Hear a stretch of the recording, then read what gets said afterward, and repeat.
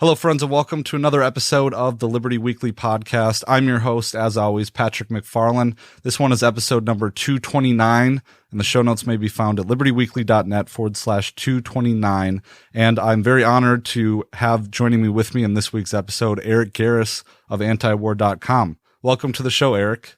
Thank you very much for having me, Patrick. Yeah, it's a great pleasure. And for my audience who may not know who you are, would you just want to introduce yourself?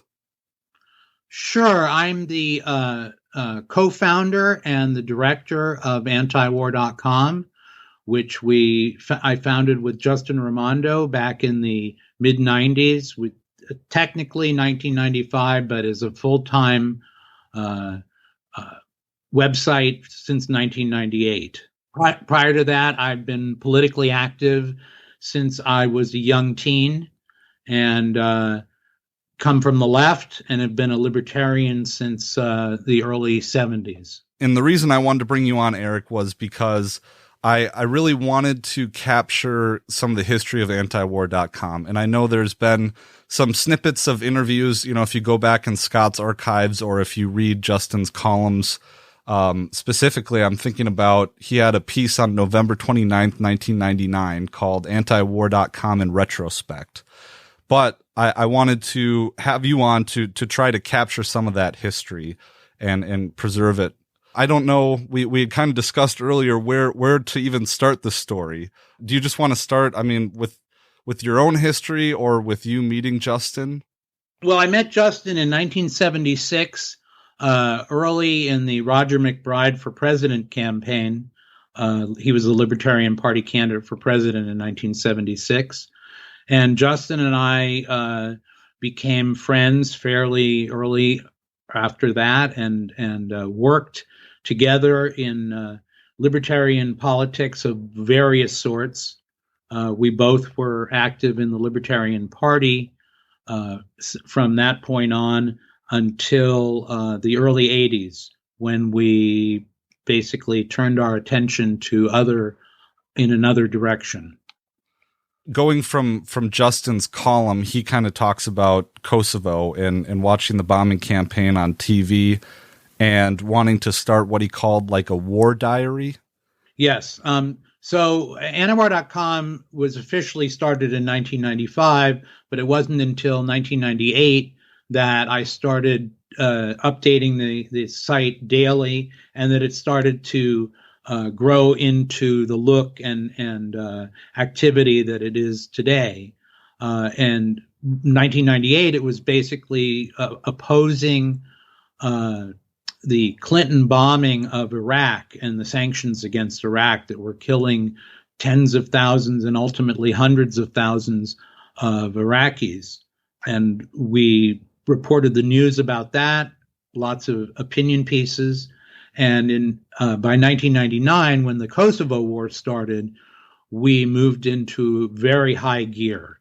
And it was the beginning of the early days of the web.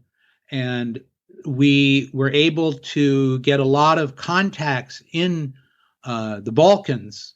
And we were able to present a lot of news that was not available. And we broke a lot of stories that before any of the mainstream media did about what the U.S. was doing the U.S. and the West was doing in its war against the Serbs. So to kind of go back a little bit to 95, was there a specific event that made you think, oh, I should buy the domain antiwar.com and start putting content out there? Yeah, I was working for a magazine at that point, and they started training me to do web work to set up their website. And I decided that I wanted to get a website of my own. And I called Justin and we talked about the web. He was very skeptical. He said this was a passing fad and that I shouldn't waste my time with it. But he did help me a little bit, and he helped me by coming up with the name antiwar.com, which was available, and we grabbed it. My goal with antiwar.com over the next couple of years was based on my Well, as a Rothbardian libertarian, or at least to some extent Rothbardian libertarian, I hate to identify specifically with any person entirely, but Rothbard was famous for saying that foreign policy is primary, and that should be the most important focus for libertarians. And I agreed with that. And I wanted to present a libertarian perspective on foreign policy that what really wasn't being presented by anyone at the time. You had most of the anti-war views being presented by the left, and this turned off a lot of potential supporters on the right, people like Pat Buchanan, for example. And so we wanted to present a more broad-based position on foreign policy that included both the right and the left and the middle and libertarians. And we also wanted to make antiwar.com the premier anti-war site, which would be run from a libertarian perspective. We were not focusing on non-foreign policy issues, but we wanted to give libertarians an understanding as well of foreign policy and why they should be anti-interventionist, as well as presenting a libertarian anti-interventionist perspective for the broad population. So, and it seems like from the beginning, you started to pick up a lot of traction, that there seemed to be a hunger for this kind of perspective out there. And one thing that Justin writes about in that column is how, in a way, it was the more successful that you were, the more problems it created for you because of the high traffic and just the amount of news coverage that you had to do. Can you talk about that a little bit? Well, especially going into the Kosovo War, that was going from a point at which there wasn't as much activity, warlike activity. You know, the 80s wasn't a peaceful period, but it was not like it is today, where you have the U.S. government sending troops all over the world and trying to get into every war that they can. Ronald Reagan, despite his rhetoric and reputation, did not spend a lot of time going and starting wars around the world. I mean, he was definitely an interventionist in some ways, but he also was for focusing on the domestic politics. That was his primary focus. And in fact, toward the end of his term, he turned into one of the biggest peacemakers by initiating a process that eliminated half of the nuclear weapons in the arsenals of the Soviet Union and the United States. And so coming out of that, we were now entering a new place where you had Bill Clinton wanted to, instead of eliminating NATO after the fall of the Soviet Union, wanted to turn NATO into a new war-making organization. And his first activities were in the Balkans. And with Kosovo, he started this horrific war that just killed a lot of people based on trying to control internal politics of the Balkans. From there, it just, as things picked up, and especially in 1999 with the Balkan War, there was just so much going on. I had no idea that it could turn into such an active war, and yet at home there was very little attention paid to what was going on. There were a lot of stories, like there was a bombing of a passenger train by NATO bombers that was first broken by antiwar.com. We were the first ones to bring that story to the public. We were the first ones to bring the stories about the bombing of the Yugo factory, the car factory in Serbia, that the bombing of the prison, which killed many, many anti-Serbian government political prisoners, where we went in and and did this. And we were able to, because of our actually going to the sources and developing a lot of sources within Serbia and the Balkan area, present news that nobody else was presenting, and certainly with the perspective that nobody else was presenting. And it was interesting as well because there was a big split in the conservative movement over support for the war. And so we were able at that point to really present a left, right, middle perspective against the war. You'd go to our site and we would have an article by Daniel Ellsberg and another article by Pat Buchanan side by side. This was something that would have been unheard of, but we've continued to do that to this day. In those early days, how was it that you guys had developed those sources that were on the ground? Well, the early days of the web had a lot of, most people were not on it yet, or they were just getting on it. But interestingly enough, Serbia was was kind of in the vanguard of developing internet activity. And so there were a lot of Serbian and other Balkan websites that we were able to connect with, and we were able to start getting firsthand pieces of information. We were able to publish photos that nobody else had because there were not American or Western reporters there that were reporting these things, and we were getting them from the people in those countries and on the ground. And at the time that you guys were doing this, was it your full-time job, or did you and Justin freelance in other jobs at the same time that you were developing antiwar.com? Well, Justin was a full-time writer, and he had a number of outlets that he was writing for, and so it really fit in well with what he was already doing. And Justin was one of the most prolific writers I've ever encountered. And the Wartime Diary, as you pointed out, at one point was 7 days a week. He was writing long columns about the war, and it was just phenomenal. And of course, they were picked up in a lot of other places, and we were happy to let people reprint them. And so it really got a lot of exposure. I was working for a nursing magazine, and I was the webmaster for that magazine.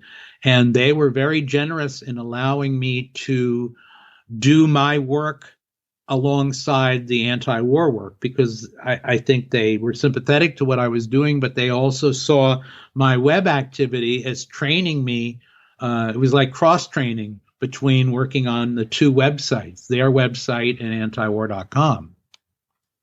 Yeah, it's interesting how that all kind of falls into place, So in those early days, what would a typical day look like? I mean, so and forgive my ignorance, but did you and Justin live close enough so you could see each other in person often, or would you communicate mainly via email or telephone?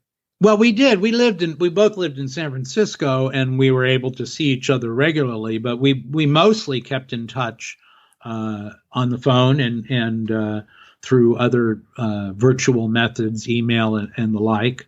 And so we definitely were working closely together. And, we had other people that were working with us. We had people around the world that were writing and sending in information. We had a lot of people in Serbia that were working on the site as well. And in the early days, I remember going from less than 1,000 page views a day. In a week, we went tenfold at one point. We went from five. At one point, we were at 5,000, and the next week we were at 50,000, and it just kept really just rising very, very rapidly. And we started getting a lot of coverage. There were features done in the Washington Post, in the Guardian, in a lot of different publications about us. And then PBS NewsHour, it's now called PBS NewsHour. At the time, it was the McNeil Lehrer NewsHour, contacted me, and they came and spent 3 days at my house, watching me, filming me do the website, and asking me questions about how the website worked, as well as how what our positions were. They also followed us out to a demonstration at Congressman Tom Lantos's office. He was one of the biggest supporters of the war, and we had a very large demonstration there. And they came and they filmed that too. So it was like a whole presentation, and that really, when that went live, that really brought us more and more exposure, and we really just kind of blasted off from that point. Yeah, I'll have to see if that footage is still available and put it in the show notes at libertyweekly.net/229. I don't know if the actual video still is, but okay. I know that there's a page that I can send you of about it that was on their website. Yeah. And at that time, did you have a third-party hosting system for antiwar.com, or did you self-host all the website files? Oh, no. I mean, we had a small hosting company. Okay. I wouldn't have even known how to do that myself. Yeah, and so it was a third party. Right. I was using the same hosting company that the magazine used. Oh, I see. Oh, okay. Yeah, that makes sense. So, in the earlier days, I know, in Justin's piece, he had mentioned that you had your first two columnists. One of them was Joseph Stromberg, and yes. The other one, his name escapes me. My apologies, but who was the second one? Was it Alan Bach? Maybe that sounds right.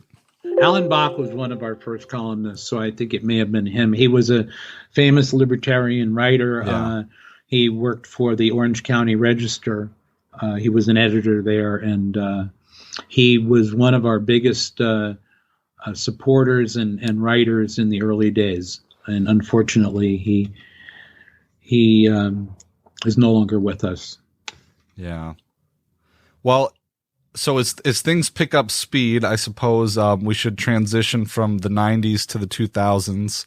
And, well, I should say in 2000. We had during 2000, we had two national conferences which were held in the San Francisco Bay Area. And at the second one, Pat Buchanan was our keynote speaker. And it was interesting because that particular conference had a real amalgam of left and right, because we had Pat Buchanan and we had Norman Solomon. We had Kathy Kelly. We had, other conservatives. I can't remember who all of them were. Some people from Chronicles magazine. We had a real good selection of the cross left and right, and it really showed us that this was something that could work, that we could bring together people from all over the political spectrum to join on these issues, as long as we focused entirely on foreign policy and the national security state. And how was it that, because I think, didn't Justin have a relationship with Pat Buchanan before the 90s? Because I know Pat wrote the foreword to Reclaiming the American Right. Yes, he did. He was friends with Pat for quite a long time, and he worked on all three of his presidential campaigns. But the first campaign was in 1992, and he worked on that campaign. Actually, when Pat ran as the Reform Party candidate in 2000, Justin gave the nominating speech at the convention, which was very unusual because Justin said that he was an openly gay man. And here he was nominating Pat Buchanan, who, of course, people thought, oh, he must be some sort of homophobe, which he wasn't. Right. Yeah. So a relationship with Daniel Ellsberg, how did that come to be? Did you guys have? Well, I've known Dan Ellsberg since I was a teenager, actually. Okay. And I worked, I wouldn't say we had a close relationship until in the 1979, when the draft registration was reintroduced by Jimmy Carter, and Justin and I worked for Students for a Libertarian Society, which was an organization that was funded by Charles Koch, and our first activity was to set up anti-draft coalitions around the country. And we were very successful at that. And Daniel Ellsberg participated in a lot of the building of those organizations, of those local organizations. And so I've known Dan for all this time, and he and I have gotten very, very close in more recent years. Justin, Dan, and I went to a peace conference, international peace conference in Malaysia in 2005. So he's always been, he's a very strong supporter of anti-war. Yeah, that's wonderful. So back in those days, was it that you had your columns from Joe Stromberg and Alan Bach and Justin doing his pieces, and you would post news stories to the website as well? That's right. Right. I mean, we did have to rely a lot on other sources for the news. It wasn't like we had a big stable of writers. We had a lot of people that were sending things in that we would look at and say, this is good to run. There were articles in other publications, some on the left, some on the right, that we would feature on the site. And the main thing we wanted to make sure of, so that we weren't going into other areas where we're starting to talk about, economic issues and welfare, or things that had nothing to do with the war. We wanted to keep this coalition while presenting ourselves as libertarians opposed to the war. We were also all these other ideologies and tendencies of people who agreed on this issue. And I think that there was a real need for that. And although some people didn't accept it, were kind of horrified by this coalition of left and right that was anti-government, anti-intervention. There was a real hunger for that, and I think that that's what led to our quick rise. And at the time, was it that Alan Bach and Joe Stromberg and Justin, they were doing editorials, right? So it was they were doing the editorials, and then all the news stuff was external links. Well, no, as I said, we got a lot of stuff directly from people in Serbia, and we would run those as original, stories. Oh, or right. We would get news reports, from that we would write up. We would get information, and we would write our own news articles or briefs. And Justin's columns, the War Diary, was more of a mix of news and opinion.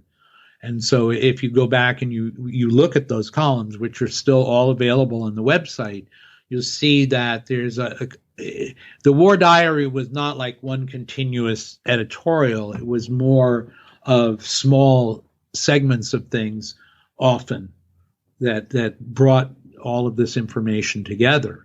We also would get a lot of other people that liked what we were doing and sent us stuff. People like Norman Solomon and Kathy Kelly, for example. We would run stuff from people that liked us. I remember we ran a couple of pieces by Bob Novak, who was a famous conservative columnist. So then as we move into the 2000s then, and of course you have September 11th happening and things ramping up in Afghanistan and Iraq, what stands out to you? I mean, you have more people coming on to help with the website, I assume, but what stands out to you in the early 2000s? Well, I would say, so during 2000, things calmed down a little bit from 1999 after the war ended, and we started just trying to build something, saying, okay, well, nothing's going on really hot right now. This is the time that we need to start building and normalizing how we're doing the website. And we started figuring out the best way to do that. We also experienced a lot of cyber attacks. And we had we had one point where the site was actually down for 2 weeks because they not only brought our website down, but they brought the entire hosting company down. And we had to abandon that hosting company and find a new one and kind of rebuild the site at that point. Although we had all the records, we had to kind of start the process a little bit from scratch. And so we continued throughout 2000, building more contacts. Justin did a lot more speaking engagements, traveling around the country. As far as 9/11, it's kind of, in April, I think it was in April of 2001, it became too much for me to continue working for the magazine, and I left the magazine, and we got major funding to really launch the website. We hired a few other people to work on it. Justin and I became full-time paid employees, and we started building the website as a more permanent thing. And I would say for the first part of 2001, most of it wasn't that interesting because there wasn't a lot going on. We were reporting things that were war issues, that were national security issues. But when 9/11 hit, I remember that day. The night before, I had worked on the page. We were producing the website on a daily basis. And I think the top story the morning of 9/11 was about Macedonia, which was the most interesting thing that we had to post because there wasn't anything going on. And I got woken up around 6 a.m. by a phone call from Justin. Justin was in New York.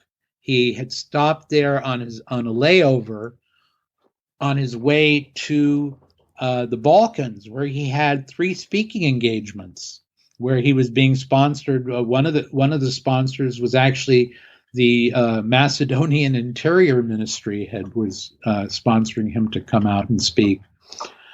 And he called me up and started screaming at me about something about the World Trade Center and stuff. And I just thought, Justin, what are you saying? What is this nonsense? And he said, turn on the TV. And I turned on the TV and I saw what happened. And I immediately sat down, rebuilt the page. And I think on that day, I redid the entire page 5 times because everything kept changing so quickly. And at that point, that's really when antiwar.com became a real major thing that was taking so much of our focus. And we started working round the clock, basically, on it. And it just it transformed what we were doing, and it transformed my life, not to mention the lives of the rest of the world. Yeah, no kidding. What happens next? I mean, just working fingers to the bone kind of situation, or? Yes. Yeah. And increasing the number of people involved in the website, increasing our, that's when we really started doing external fundraising, and we started getting a lot of people supporting us and a lot more people writing for us, and becoming more of like a newspaper, like a 24-hour newspaper, news magazine. From starting from kind of that single issue coalition place where antiwar.com started, and it seems like it's the anti-war coalition with a little bit of a special leaning towards the anti-war conservative, the old right kind of lean. And correct me if I'm wrong with that characterization, but how did that turn into after 9/11? And it seems to me, I mean, I was a young guy, I was, a kid at the time, but it seemed to me that everything turned into flag waving, rally around the flag situation. But was that old ripe still there? Yes, although it was even on the left, it was very hard. We got so much resistance. We got so many death threats. We got so many, we had to learn how to protect the website from cyber attacks. We had to learn how to deal with threats and figure out which ones were real and which ones weren't, and trying to just deal with an environment that we had never even dreamed of, much less experienced, and trying to formulate how we were going to address this long term. And we saw that we knew pretty quickly after 9/11 that this was going to lead to massive intervention. We just didn't know exactly how quickly. To be honest with you, I thought it would have happened more quickly than it did. I thought, that we're going to see Bush bombing, Iraq, invading Iraq soon, and in the early days after 9/11, there was a lot of activity in Afghanistan. Military, there were a lot of attacks in Afghanistan, and there were a lot of reports, the U.S. has already started bombing Afghanistan, and it wasn't true. And so that also gave us, we had to start having to find ways to make confirmations and to discriminate between the fake, or not necessarily fake, inaccurate reporting and the real reporting. And, it was just, we were working as quickly as we could to keep up with what was going on. And then when the U.S. went into Afghanistan, that became a whole nother focus that we had to focus on. And then when the lead up to the invasion of Iraq, of course, we were very involved in promoting the anti-war, the pre-invasion anti-war in Iraq movement. And of course, we promoted that, and then when it finally happened, the traffic on our website at that point went through the roof, and we were getting 100,000 visitors a day, and it was just hard to keep up with. We had to move hosting companies, because the hosting company that we had was not able to deal with the traffic. And, it's not like we had any experience with this sort of thing. So like through the late 90s, and I know Justin has been someone who has been on the neocons since seemingly the very beginning, but was there a sense of something coming? There's a lot of people talk about the PNAC document of rebuilding America's defenses, or you know what I'm kind of getting at, not necessarily like conspiracy theorizing or anything, but was it on your guys' horizon how influential these neoconservatives were on U.S. policy? Well, yes, actually, because Justin was on the forefront of writing about the neocons. His book, Reclaiming the American Right, which came out in the early 90s, was the first real expose of what this new movement was.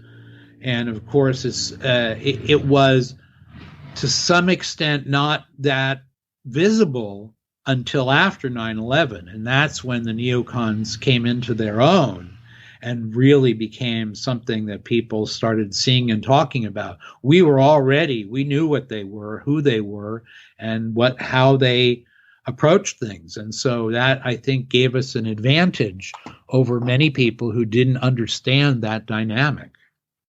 Hang on a sec there, Eric. Hey, everybody. Thanks for listening to this interview with Eric Garris of antiwar.com. I hope you're enjoying it as much as I enjoyed recording it. Just wanted to mention that you can help support this podcast by going over to libertyweekly.club, which is my membership website. It's a subscriber newsletter via email. So if you're a premium member, you get access to bonus content like early access to my articles and episodes as it applies, and bonus episodes of my podcast, Liberty Weekly. There is premium content, but there is also free content. Usually a lot of the premium content has a free version that's kind of an introduction to the content, but it's content in of itself. So if you go over to libertyweekly.club, you can sign up for that newsletter and see some of the other archived posts that are over there. Also, I am the Justin Raimondo Fellow over at the Libertarian Institute, where you can find my columns and my podcast episodes alongside my friends and colleagues over there at the Institute. libertarianinstitute.org. All right, that's it. Thanks, everybody. And now back to the interview. Moving a little bit forward in the timeline, and I don't have all the dates on hand, but of course, people in my audience are going to be particularly interested in when Scott Horton gets involved with antiwar.com, and Angela Keaton and some of those figures who are still involved today with the website. When about, and I wanted to ask you too about the FBI and antiwar.com, but Sure. I don't remember exactly when that came into place. So whenabouts did those things happen? You know, Scott, well, Angela. Okay, so Angela, you know, I actually knew Angela because of her activity in libertarian politics already, and she joined the staff. You know, I don't want to. I'm not remembering exactly, but it was in the, you know, it was a few years after 9/11 that she joined and started working with us. Scott had a talk show in Austin, Texas, and he interviewed me. He was one of the first people to do a long interview with me. I don't remember the exact year, but it wasn't long after 9/11. And so Scott and I became friends at that point. And when we started, you know, working together in various things, and then eventually he joined antiwar.com full time as well. As far as the FBI, that's kind of, in a way, it's a funny story. It started on September 12th, 2001. Yeah. Because on that date, I'd been getting a lot of threats, and I got one that seemed, and I don't even remember all the details as to why, but I believed that it was credible, a threat to bring down our website and to physically attack us. And I also was very afraid about government reaction to what we were doing. And I was afraid about being associated with the terrorists, as a lot of people who were opposed to the war were being labeled in that way from the get-go. And I made a big mistake that I would recommend nobody ever do what I did, which is I called the FBI and I reported the threat. And I never heard back. But I found out later through court documents that the FBI was quite busy after 9/11, and they didn't get around to processing a lot of things. And 4 months after 9/11, they finally dealt with my call, and that they had written it up, and that somebody had made a mistake, or maybe not.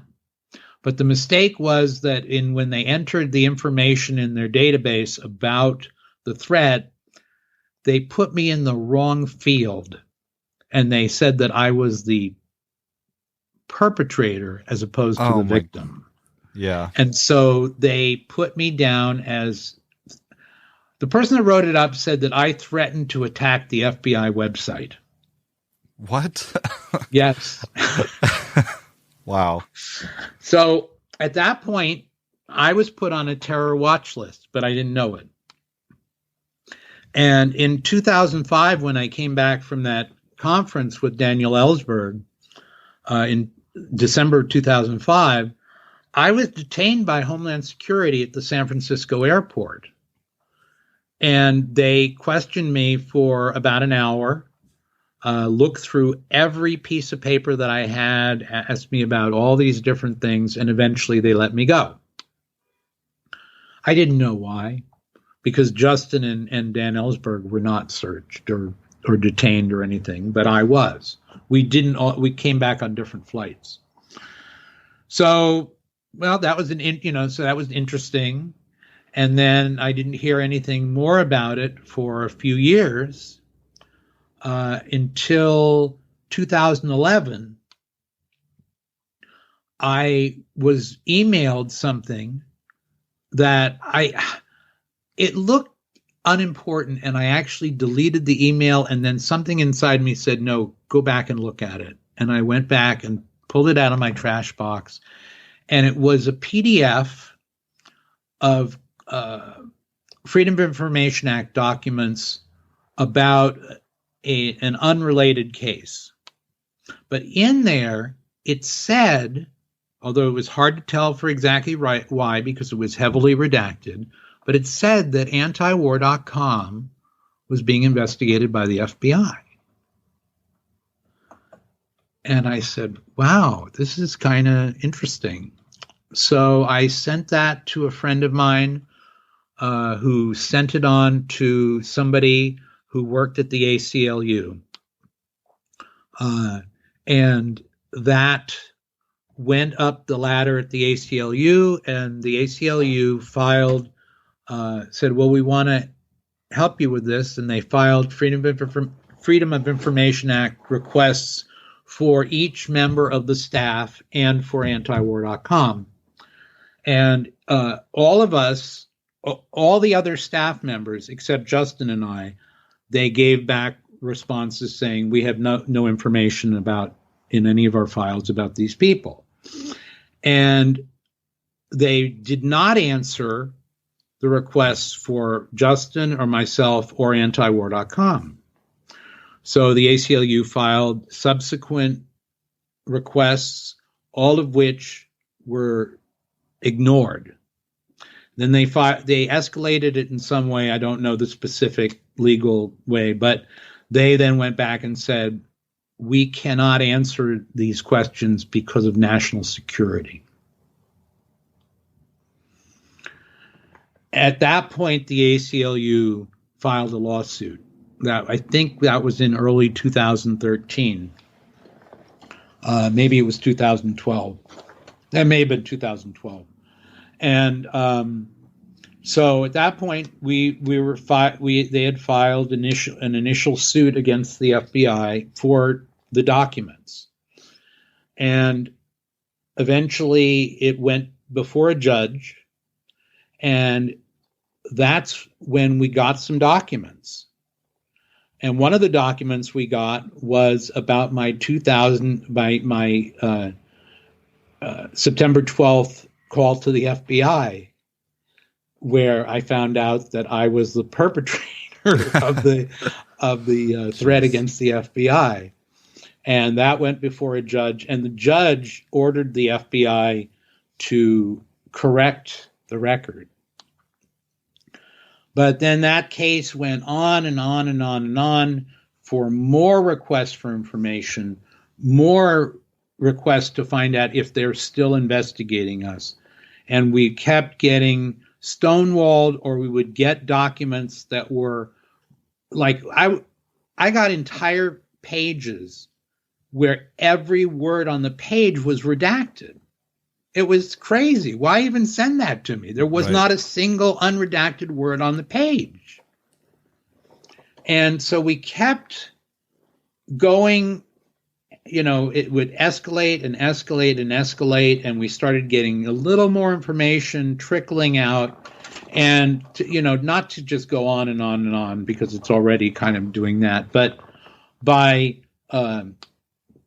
2017, a judge started deciding some of the parts of the case, and in the end, in 2017, we won two parts of the case and lost the other parts.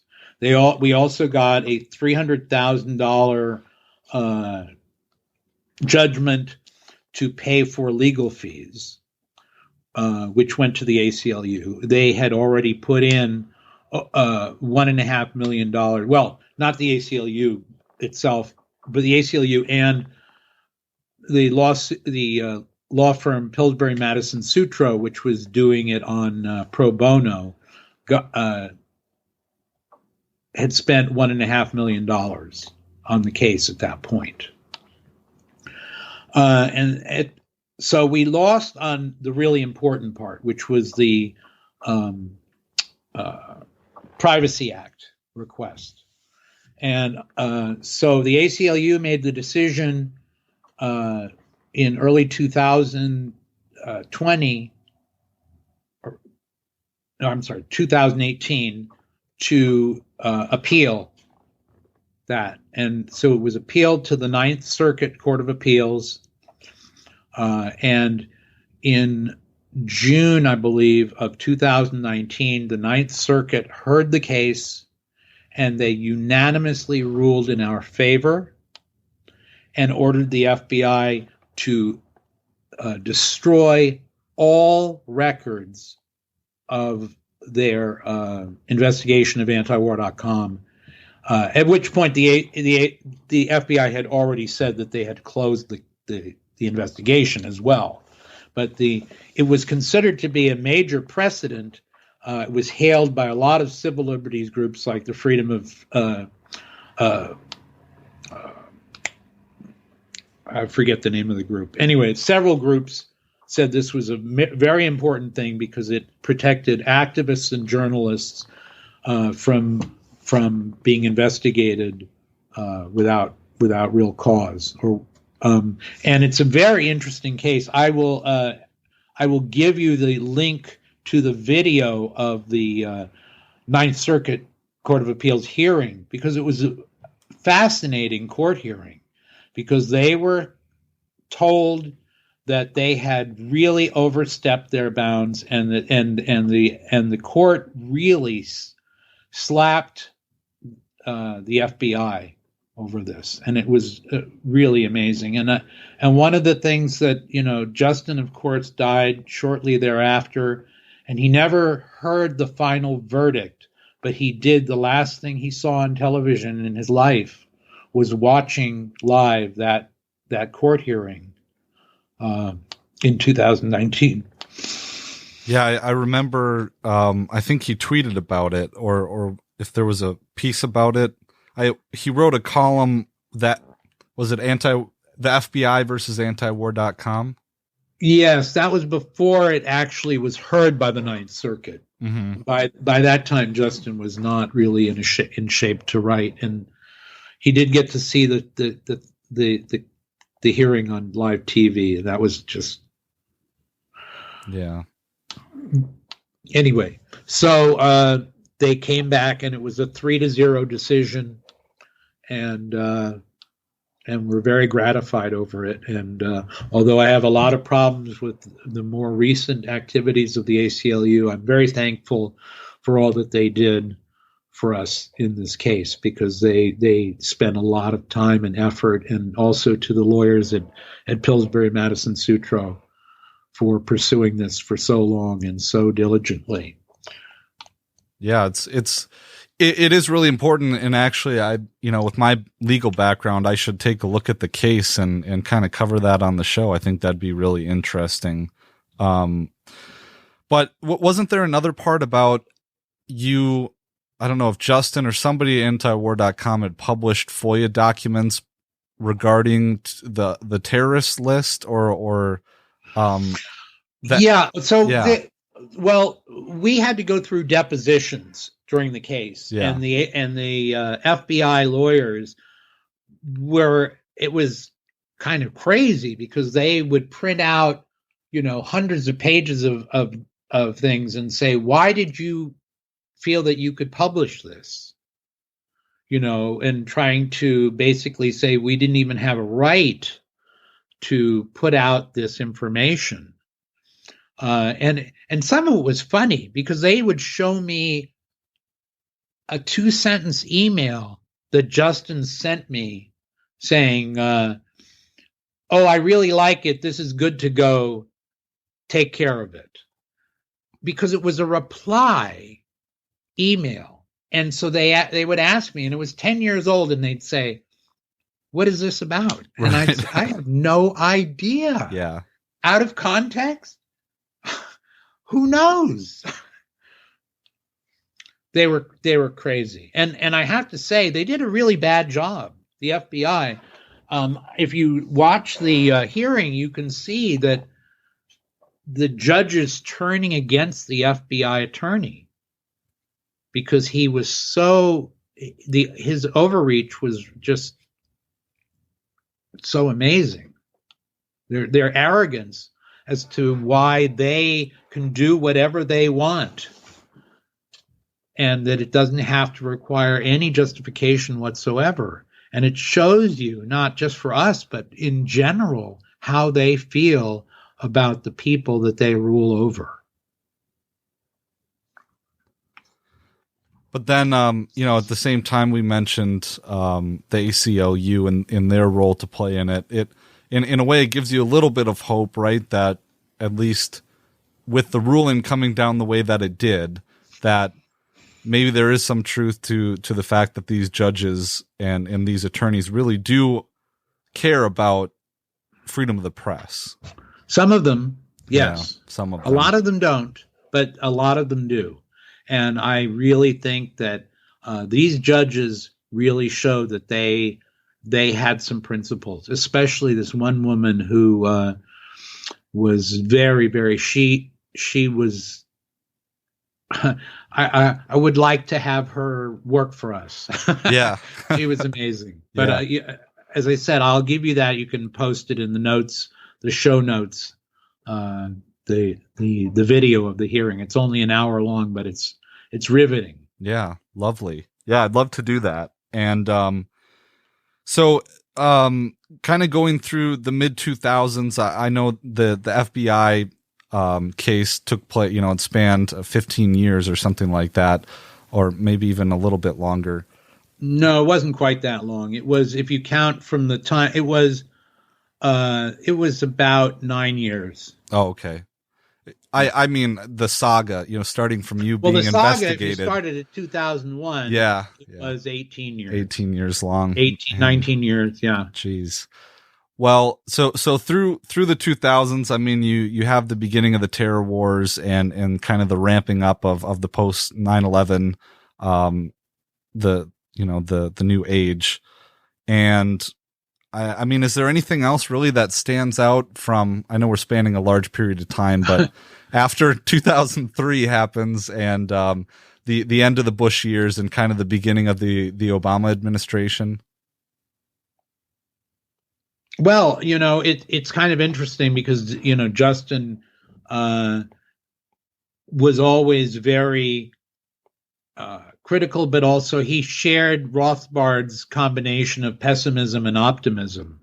And Justin was actually very optimistic. A lot of people were critical of his early columns about Barack Obama. He thought, and I, to some extent, agreed with him, but thought he was a little too optimistic about Obama turning things around in a lot of areas. And we, of course, were totally disappointed with his performance as president, and he did not make the changes.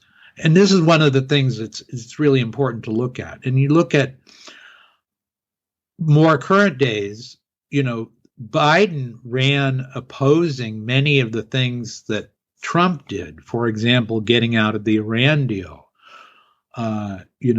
putting sanctions on all these different countries. Yet Biden didn't reverse any of them. He continued to escalate them.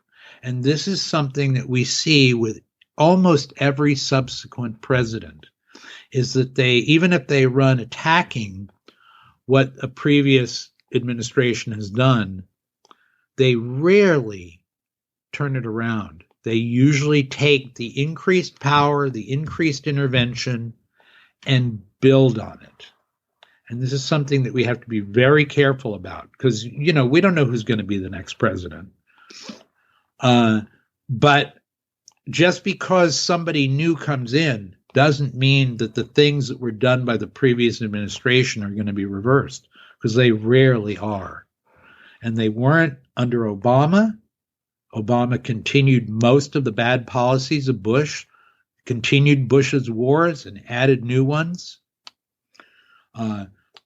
Much of what Trump did was built on what Obama did. He did not reverse a lot of the bad things that Obama did, and the bad things that Trump did, Biden has not reversed any of them. He's built on them.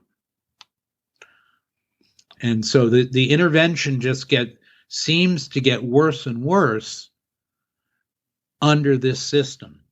And we're now seeing a situation where the current regime in Washington feels like they want to dictate to every other country of the world how they should behave. And if they don't comply 100%, they are going to get hurt. And this is what they're doing. And in terms of, I want to focus a little bit on the staff, behind the scenes of antiwar.com. And I guess during the terror wars, through the end of the Bush administration and through Obama, when did you guys start the position of news editor? Well, the first news editor was Jason Ditz. Yeah. And Jason started working with us almost 20 years ago. He originally was just a volunteer sending in links. And then he got so good at it that I hired him to be our news editor and to harvest links, essentially. And then he started writing articles himself. And he got better and better at that, and started doing more and more of that sort of thing. I don't want to leave anyone out if I'm going to start talking about all the important people who helped us along. I mean, we've had a few editors that we've gone through, and they've all been great. Matt Barganier, John Glazer, who have gone on to other things. John is now with the Cato Institute. And I'm not sure what Matt is doing right now, but he was very, very important to us. Now, we have,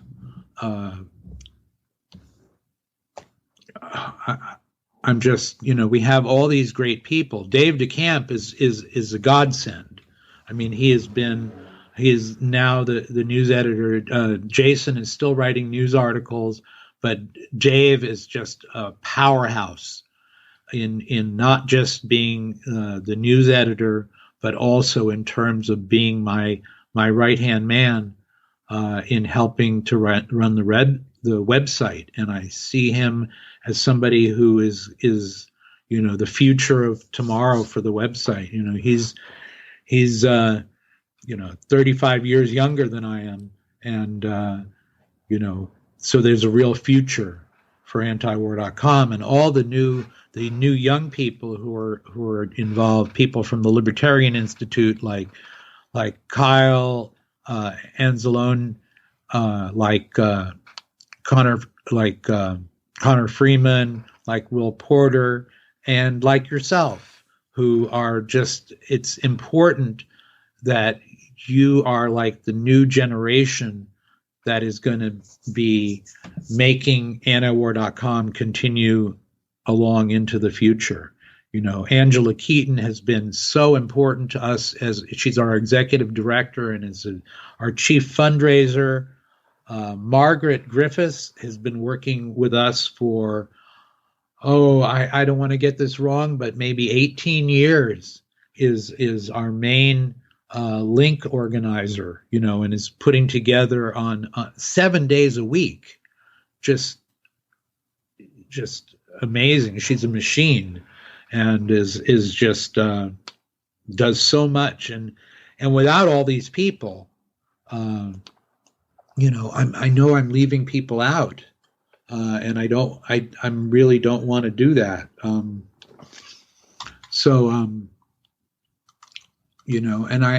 I also want to thank my wife, Susanna Garris, who we got married a few years ago. She has been so supportive to me and so tolerant of my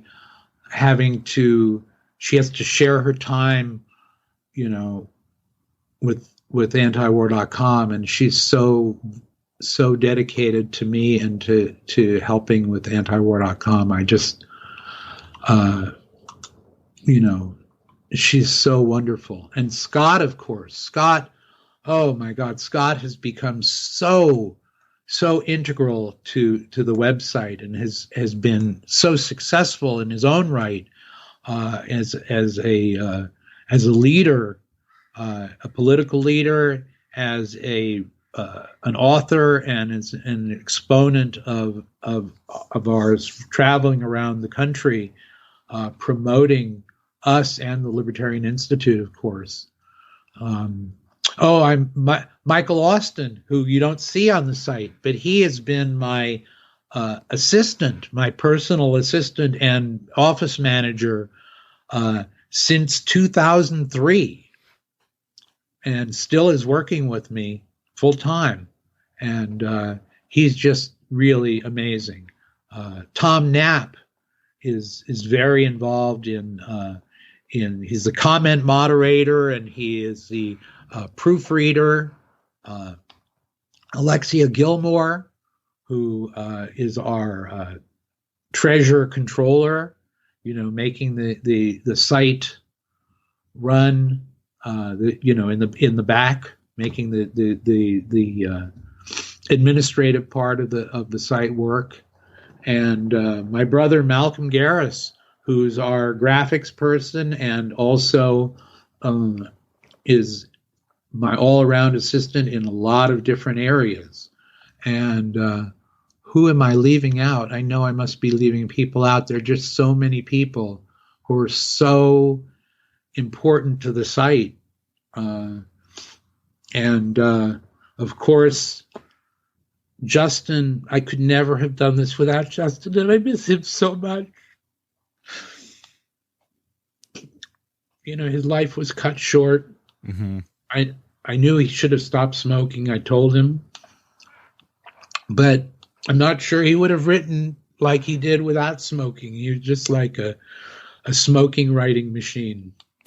There never will. We'll never see his like again. Well, I'll tell you what, that pictures of Justin hunched over a typewriter with the cigarette hanging out of his mouth just inspires the hell out of me. Yeah, it does. And if I could say anything about the folks that are involved with antiwar.com, it really is, I'm baffled by the commitment and the dedication to the work and the passion for the cause.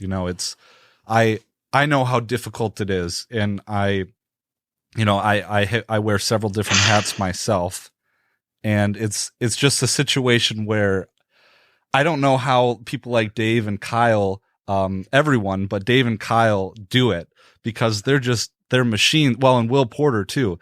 And again, I hesitate to name names because you hate to leave anyone out, but it's just machines. And I look up to them so much in terms of their output and how prolific they are.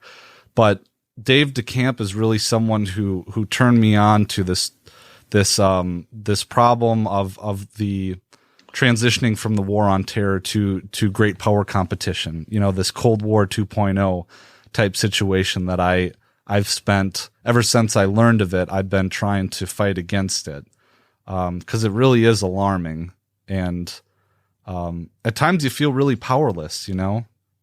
Yeah. This empowers us. We're fighting back. And I want to also thank everyone who contributes to help, financially, who helps antiwar.com continue. Mm-hmm. In all my years of politics, and we're talking about 55 years that I've been in some sort of political activity, A lot of it was electoral work, which I think was probably the least cost-effective, energy-effective work that I was involved in, although I learned a lot. Of everything that I've done, antiwar.com is the most cost-effective thing that I've ever worked on. And you can be sure that if you donate to antiwar.com, your money is going to be used wisely and is going to be so effective. Every dollar you give makes a difference. And I really want to thank everyone who has been so supportive in that way. And it's amazing to me that we've been able to keep going and keep expanding as we have over the years. And is that antiwar.com/donate? Yes. Yeah. Yes, and of course you can give MasterCard, Visa, PayPal, cryptocurrency, and any other way that you have an idea of how to give. If you go to that site, you can call up Angela Keaton, and she will help you figure out how you can help us. Yeah. Well, I mean, feels like a natural endpoint we're kind of reaching here. I want to thank you, Eric, for coming on and sharing this history with me and with my audience. It really means a lot to me that you would give me the pleasure of talking to you about it and committing it to history. Oh, well, I want to thank you for doing it, and I thank you for the work you're doing too. It's really heartening to see the next generation of anti-war activists and libertarian activists.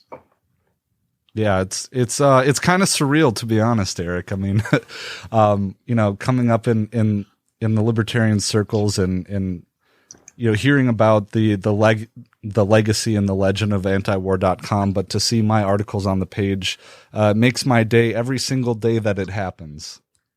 Yes, and we've got your latest article on Taiwan is right on the front page today. Yeah. Yes, it is. It's a good day today, Eric. Yes.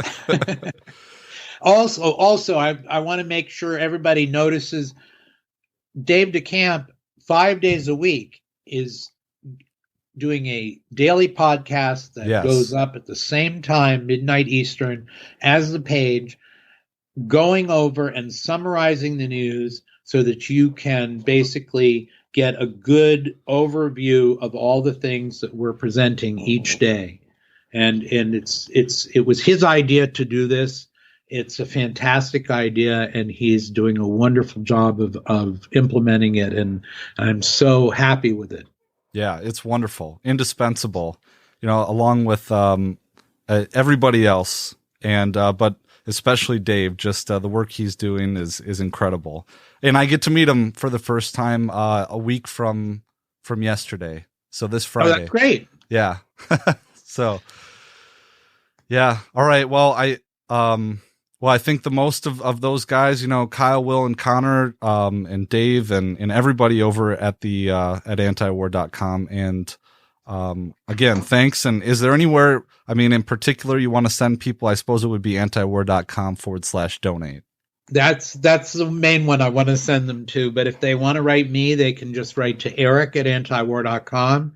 If they want to write Dave, it's news@antiwar.com. And, we have a contact page, so you can anything you send to me or to the site to a specific person involved will get to them. So thank you very much for the interview, and thank you very much to everyone for supporting us. Yeah. Well, thanks everybody. It's my pleasure, Eric. All right. You take care. Take care. Everyone take care.